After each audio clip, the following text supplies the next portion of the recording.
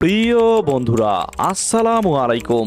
একবার ভাবুন তো, ইউরোপের ফুটবল কাঁপানো একটা প্লেয়ার বাংলাদেশের জার্সি গায়ে জাতীয় টিমের হয়ে খেলবেন। বিষয়টা দুঃস্বপ্নের মতো হলেও স্বপ্নটাই বাস্তব হতে যাচ্ছে 2025 সালে। বলছি বর্তমান সময়ে বাংলাদেশের ক্রীড়া অঙ্গনে আলোড়ন সৃষ্টিকারী লেস্টার সিটির জনপ্রিয় খেলোয়াড় হামজা চৌধুরীর কথা। 4 বছর আগে একটি সাক্ষাৎকারে হামজা চৌধুরী বলেছিলেন, ভবিষ্যতে লাল সবুজের জার্সি গায়ে বাংলাদেশ জাতীয় দলে তাকে খেলতে দেখা যেতে পারে।